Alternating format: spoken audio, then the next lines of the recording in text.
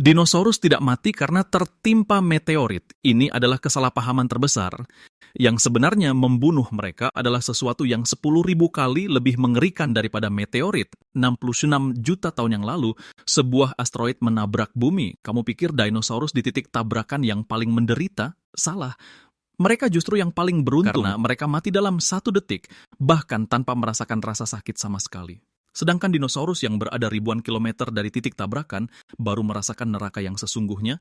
Mereka akan mengalami panggangan suhu tinggi saat tabrakan terjadi, triliunan ton batu terlempar ke langit, kemudian jatuh kembali ke tanah seperti hujan api.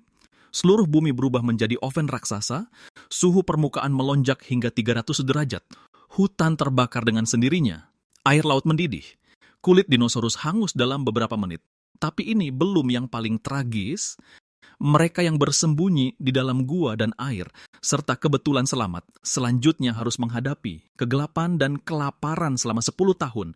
Matahari menghilang, tanaman mati semua, rantai makanan hancur total. Gelombang terakhir dinosaurus bukan mati karena ledakan, bukan mati terbakar, melainkan mati kelaparan. Namun yang paling membuat ilmuwan merinding adalah dari matinya dinosaurus pertama sampai dinosaurus terakhir menghembuskan napas, berapa lama jeda waktunya? Bukan beberapa hari, bukan beberapa bulan, melainkan penderitaan panjang selama puluhan ribu tahun. Apa artinya ini? Artinya, selama puluhan ribu tahun setelah tabrakan, ada dinosaurus yang mati di bumi setiap harinya. Setiap hari ada dinosaurus yang meronta-ronta. Setiap hari ada dinosaurus yang menghembuskan napas terakhir dalam keputusasaan. Inilah yang benar-benar membuat merinding. Sekarang mari kita putar mundur waktu ke 66 juta tahun yang lalu. Hari itu adalah pagi yang terlihat sangat biasa. Matahari terbit seperti biasa, sinar mentari yang hangat menyinari hutan lebat. Triceratops menundukkan kepala memakan tanaman pakis. T-Rex berpatroli di wilayahnya. Dari kejauhan, Pterosaurus melayang membentuk lengkungan anggun di langit. Tidak ada satupun makhluk yang tahu bahwa maut telah mengunci mereka. Saat ini juga, di luar angkasa puluhan ribu kilometer dari bumi, sebongkah batu raksasa berdiameter 10-15 kilometer sedang meluncur ke bumi dengan kecepatan 20 km per detik. Seberapa cepat kecepatan ini? 60 kali lebih cepat dari peluru, 58 kali lebih cepat dari kecepatan suara. Dari Beijing ke Shanghai, hanya butuh waktu. Kurang dari 1 menit. Batu ini berasal dari sisi luar orbit Jupiter. Batu ini melayang di luar angkasa selama jutaan tahun. Hari ini ia akhirnya menemukan sasarannya. Hitung mundur tabrakan 3 jam. Dinosaurus di bumi masih terus makan dan minum. Di dataran Amerika Utara, sekawanan Alamosaurus sedang bermigrasi.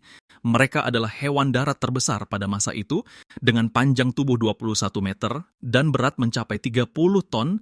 Untuk mempertahankan tubuh seperti itu, mereka harus memakan 1 ton daun setiap hari. Induk dinosaurus baru saja bertelur. Mereka tidak tahu kalau telur-telur ini tidak akan pernah menetas.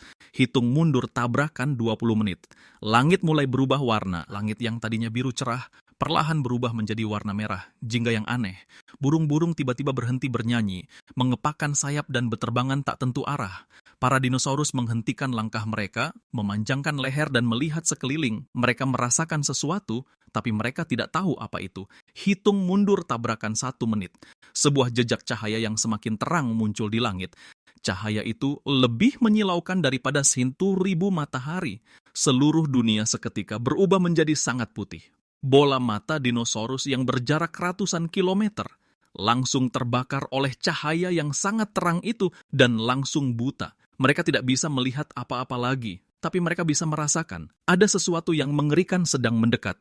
Saat tabrakan terjadi, seluruh bumi berguncang. Asteroid itu dengan kecepatan lebih dari 70.000 km per jam menghantam kawasan laut dangkal di semenanjung Yucatan, Meksiko.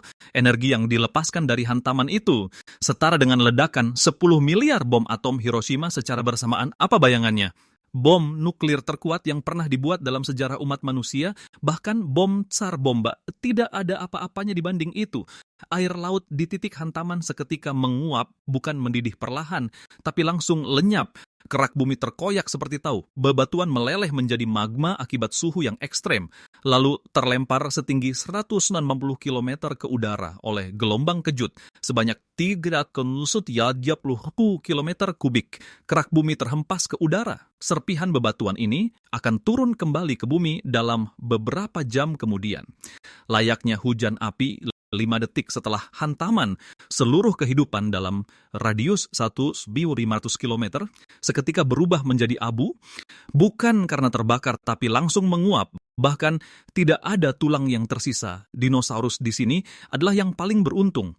Mereka bahkan tidak sempat merasakan sakit. 2 menit setelah hantaman, gelombang kejut menyebar dengan kecepatan supersonik. Seberapa mengerikannya kekuatan ini? Itu bisa menguliti kulit secara langsung dari tubuh. Dinosaurus seberat 30 ton terlempar ke udara seperti mainan.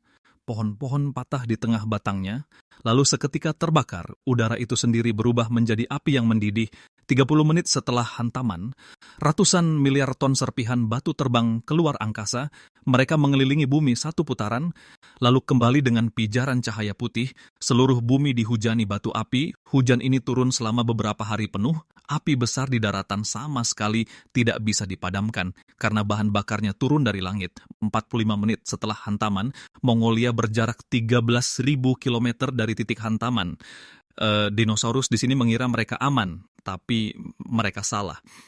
Suhu panas mendekat dengan kecepatan yang terlihat jelas. Suhu permukaan bumi melonjak dari 30 derajat ke 50 derajat, lalu 70 derajat, lalu 90 derajat. Di dalam suhu panas di atas 90 derajat. Sisa hidup hanya bisa dihitung dalam hitungan detik. 90 menit kemudian, suhu permukaan Mongolia mencapai 150 derajat. Beberapa dinosaurus bersembunyi di dalam gua. Iklim mikro yang terbentuk oleh bebatuan membuat mereka tetap sejuk untuk sementara. 2 jam setelah hantaman, awan partikel mulai memanas lalu terbakar. Angin panas yang kuat memicu badai api super. Tekanan udara di lembah turun drastis, membentuk kondisi hampa udara. Api tersedot masuknya ke dalam. Tumbuhan kering tersulut seperti tong mesiu. Dinding api melanda daratan dengan kecepatan 14 km per jam. Benua Amerika Utara yang beberapa jam lalu masih menjadi surga dinosaurus, kini berubah menjadi neraka nyata. 5 jam setelah hantaman, suhu akhirnya mulai menurun. Namun hal yang lebih mengerikan sedang menanti. Debu yang terangkat akibat hantaman seperti tirai tebal, menutupi seluruh langit dengan sangat rapat. Matahari pun menghilang. Para ilmuwan memperkirakan debu ini berputar di atmosfer selama setidaknya 20 tahun. Bumi berubah dari tungku panas menjadi gudang es. Suhu anjlok drastis hingga di bawah titik beku, tanpa cahaya matahari. Tanaman tidak dapat melakukan fotosintesis. Pohon pakis dan konifer di daratan perlahan layu. Alga di lautan mati dalam jumlah yang masif. Untuk mengevaluasi jelaga belerang, studi tahun 2023 di jurnal Nature oleh Chamberg Senel DKK menganalisis material halus dari sedimen. Mereka membuat simulasi iklim purba yang menunjukkan hantaman itu menghasilkan 2 triliun ton debu silikat, mengungkapkan peran debu halus jauh lebih besar dari perkiraan. Debu ini menyebabkan tanaman di bumi. Penulis memodelkan bahwa debu mungkin bertahan di atmosfer selama 15 tahun. Mereka meyakini perubahan radiasi matahari juga membuat fotosintesis bertahan hingga 15 tahun, menghentikan fotosintesis di permukaan bumi selama hampir 2 tahun. Perubahan radiasi matahari pasca hantaman juga memicu berhentinya fotosintesis hingga hampir 2 tahun. Bumi pun memasuki musim dingin, suhu permukaan turun 15 derajat. Penulis menyimpulkan pendinginan akibat debu silikat memperpanjang durasi musim dingin pasca hantaman. Penulis menyimpulkan pendinginan dari debu silikat dan belerang membuat musim dingin berlangsung lama, menghalangi cahaya hingga meruntuhkan rantai makanan dari dasar, dan memicu keruntuhan bencana pada produktivitas primer. 1 minggu setelah hantaman, sumber makanan di bumi mengalami kelangkaan parah. Yang pertama tumbang adalah dinosaurus herbivora, hewan herbivora. Raksasa seperti Triceratops dan dinosaurus berparuh bebek, setiap hari mereka harus makan ratusan kilogram tanaman agar dapat bertahan hidup. Namun sekarang sejauh mata memandang, semuanya hanya hamparan tanah hangus. Mereka bermigrasi dalam kawanan besar, berkeliling mencari dedaunan hijau. Tapi kemanapun mereka pergi, hanya ada jalan buntu. Rasa lapar membuat mereka semakin melemah setiap hari, langkah mereka pun semakin melambat. Satu persatu berjatuhan di tepi jalan, menjadi sisa-sisa. Makanan terakhir bagi dinosaurus karnivora, T-Rex, yang dulunya raja daratan, kini terhuyung-huyung kelaparan, kegagahan dan keganasannya di masa lalu sudah lenyap, hanya menyisakan insting untuk bertahan hidup. Mereka berkeliaran di dataran yang kosong, aumannya penuh dengan keputusasaan. Pada akhirnya mereka tumbang kelelahan karena lapar, atau demi merebut sisa makanan yang ada, saling memangsa sesamanya. Keadaan di lautan juga tidak damai. Setelah alga menghilang, oksigen di dalam air laut turun drastis. Monster laut raksasa kuno yang pernah menguasai lautan mati lemas satu persatu. Bangkai mereka mengapung dan terbawa arus di permukaan laut. Makhluk hidup yang berkuasa selama ratusan juta tahun di zaman dinosaurus musnah secara berkelompok seperti ini. Tapi ada beberapa kehidupan yang bertahan di dalam gua bawah tanah atau rawa yang berlumpur, di celah-celah bebatuan, bersembunyi beberapa hewan kecil yang tidak mencolok, serangga, amfibi, serta mereka, mamalia yang ukurannya hanya sebesar tikus. Mereka bersembunyi di dalam kegelapan, bertahan dengan sedikit cadangan makanan, atau memakan tanaman yang membusuk. Berhasil selamat dari malapetaka ini, ilmuwan antara tahun 2012 hingga 2022 terhadap situs Tanis di Dakota Utara, IAS, melakukan penelitian. Mereka menemukan bahwa pada hari hantaman itu, fosil tulang kaki dinosaurus yang mati, kaki tersebut tidak memiliki bekas gigitan, tidak ada bagian yang hilang. Para ahli percaya, itu disebabkan oleh kekuatan alam yang dahsyat, terkoyak secara langsung. Setelah beberapa tahun atau bahkan belasan tahun, debu di langit akhirnya perlahan mengendap. Matahari kembali menembus awan tebal, menyinari bumi dengan redup, namun pasti es dan salju mulai mencair, mengalir menjadi sungai kecil. Air hujan membasuh permukaan tanah yang gelap gulita, menyingkapkan tanah di bawahnya. Biji tanaman yang terkubur di celah-celah perlahan bangkit berkat nutrisi dari air dan sinar matahari. Mulai tumbuh tunas kecil yang halus, menembus abu tebal sedikit demi sedikit ke atas.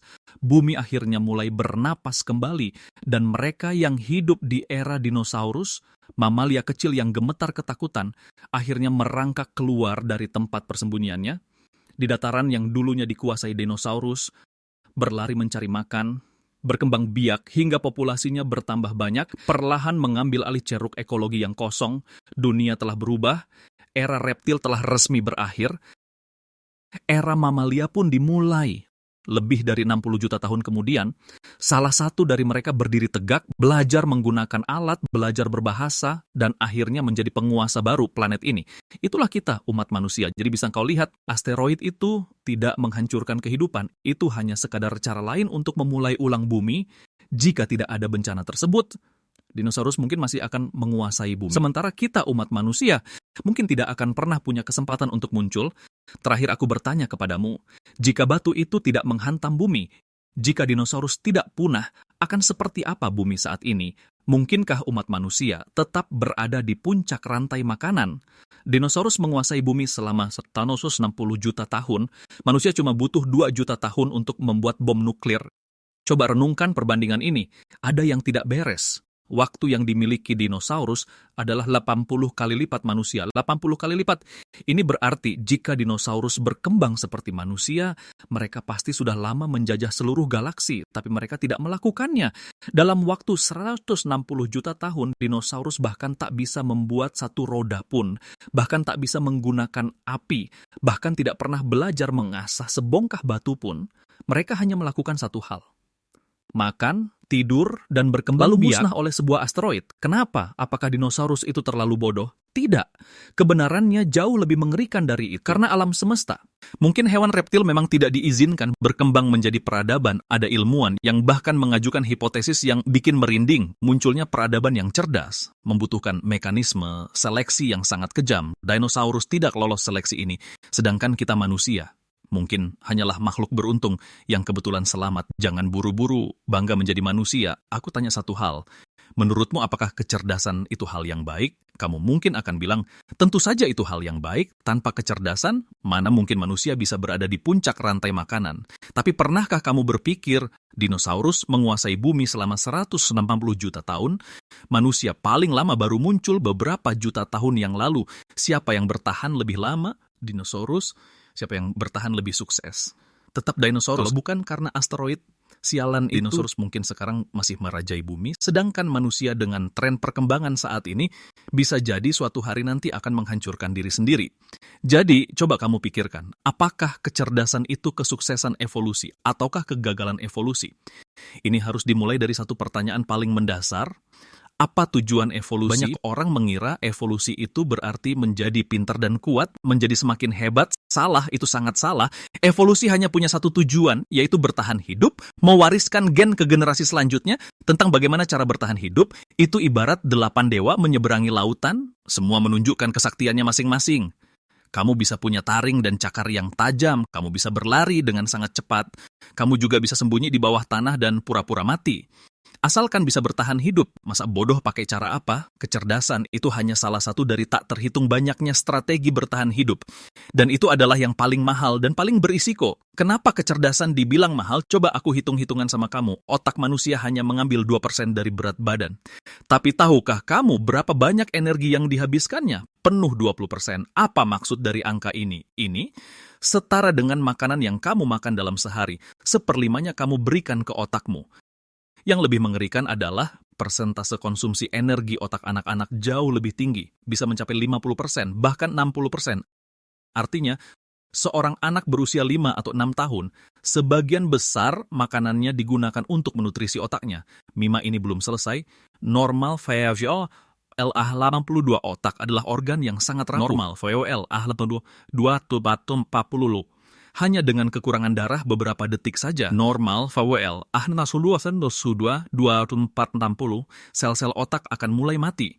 VWL A2 organ tubuhmu yang lain masih sanggup kalau harus menahan lapar sekali 2 kali, tapi otak tidak bisa. Otak harus terus-menerus dilayani setiap saat. Sekarang kamu mengerti kenapa dibilang kecerdasan itu adalah barang mewah kan? Harganya terlalu mahal. Bagi dinosaurus, investasi ini sama sekali tidak sepadan. Kenapa? Karena mereka tidak butuh. Bumi pada zaman dinosaurus benar-benar seperti surga super, iklimnya hangat dan lembab, tumbuhannya sangat lebat seperti lautan hijau. Bahkan di Antartika, saat itu ada hutan dan hewan, dinosaurus herbivora punya makanan setiap melangkah beberapa langkah, menghabiskan satu hutan kecil. Sehari pun tidak akan habis.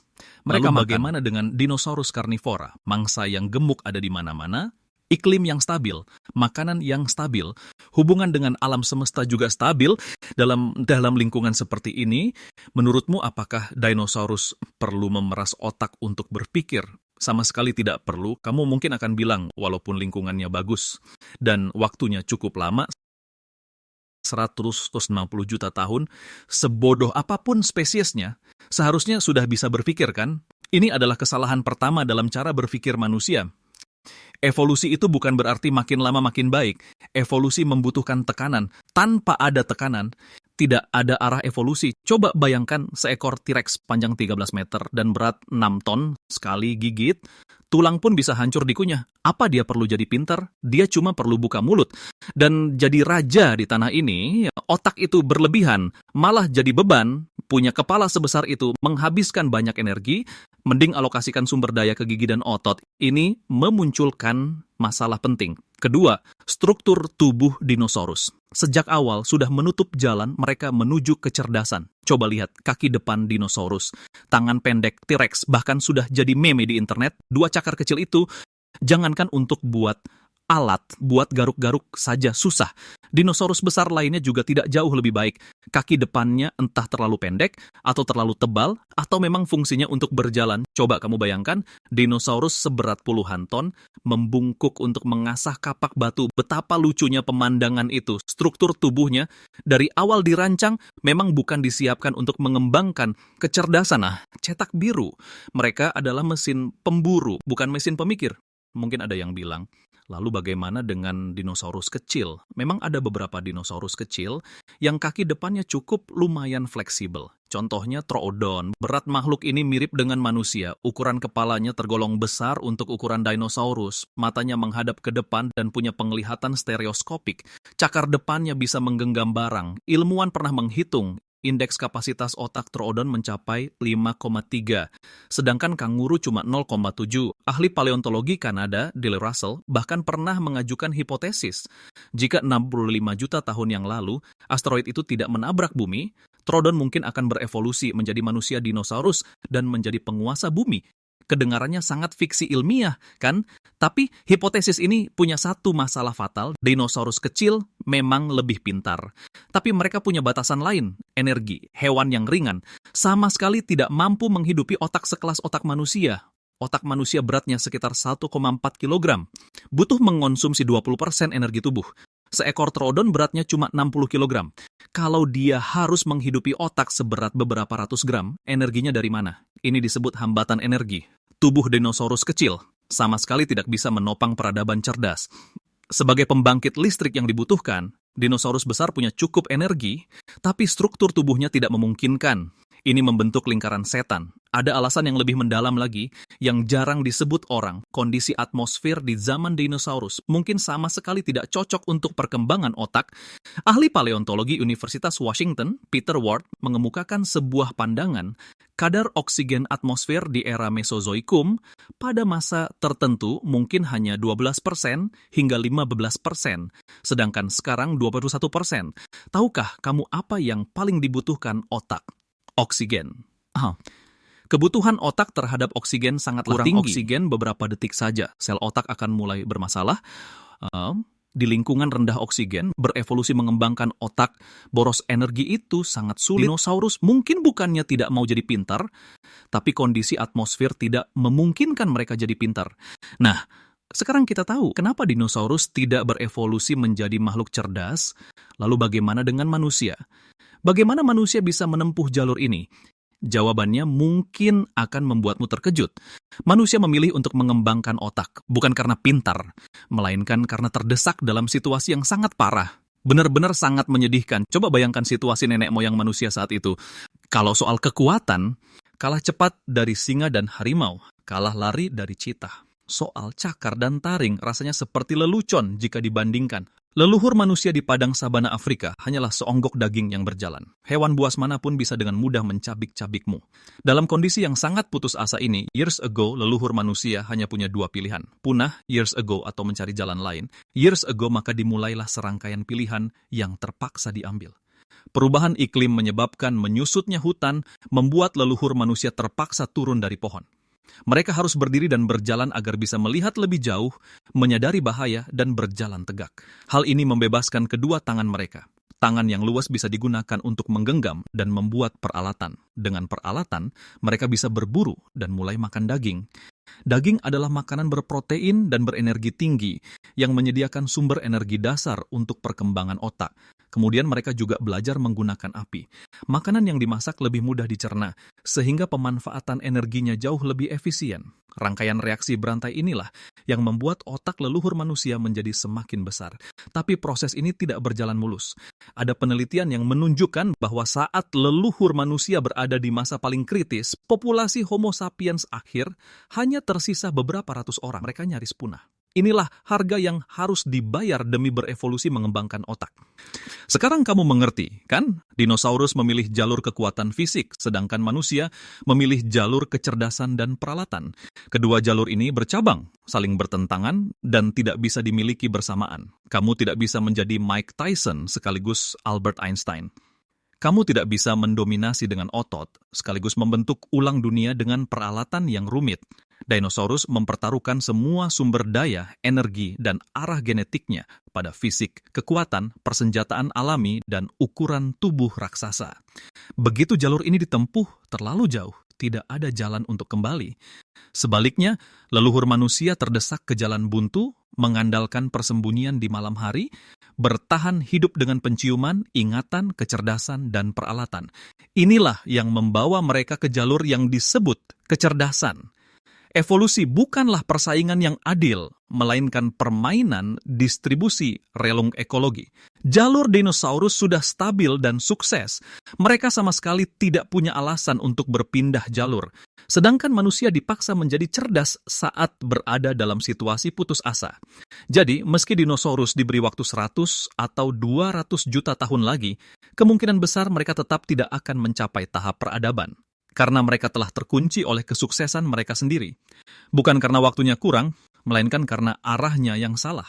Terakhir, ada satu hal yang sangat mengerikan jika dipikir-pikir. Ada yang berpendapat, Dinosaurus yang eksis selama 160 juta tahun tidak pernah berevolusi menjadi cerdas. Apakah tidak ada satupun dinosaurus yang mengembangkan peradaban? Pertanyaan ini sebenarnya sudah dipertimbangkan secara serius oleh para ilmuwan. Fosil dinosaurus dari zaman Trias hingga Kapur telah banyak ditemukan di setiap periode. Namun, pada periode manapun tidak pernah ditemukan jejak peralatan atau bangunan. Ada begitu banyak spesies, dan fosil dinosaurus dari rentang waktu selama itu bisa awet terjaga, tapi tidak ada satupun perkakas yang tersisa. Apa artinya ini? Ini membuktikan bahwa dari awal sampai akhir, dinosaurus tidak pernah menapaki jalur peradaban. Selama 160 juta tahun, tidak pernah muncul satupun Newton di kalangan dinosaurus. Beberapa orang mungkin berkata, barangkali peradaban dinosaurus sudah terlalu maju. Begitu majunya sampai mereka berhasil menghapus semua jejak mereka. Astaga! Bangsa trisolaran saja tidak bisa melakukan hal seperti itu. Kamu bisa menyisakan fosil tulangmu di dalam lapisan tanah, tapi menghapus bersih seluruh jejak perkakas buatanmu, itu namanya bukan maju, itu sihir. Jadi, dinosaurus tidak berevolusi membentuk peradaban cerdas, bukan karena mereka bodoh, bukan karena kurang waktu, melainkan karena mereka sama sekali tidak membutuhkannya. Di dunia dinosaurus, siapapun yang berhenti untuk berpikir akan langsung dimangsa. Dinosaurus karnivora raksasa terus mengasah keterampilan berburu mereka setiap hari. Dinosaurus herbivora raksasa berjuang keras memperbesar tubuh, menumbuhkan tanduk dan perisai tulang. Dinosaurus kecil sibuk meningkatkan kecepatan lari dan kewaspadaan. Tidak ada satupun jalur evolusi yang mendorong mereka menuju pemikiran abstrak, struktur bahasa, atau kolaborasi sosial. Sedangkan kemunculan manusia adalah hasil dari serangkaian kebetulan yang bertumpuk menjadi satu.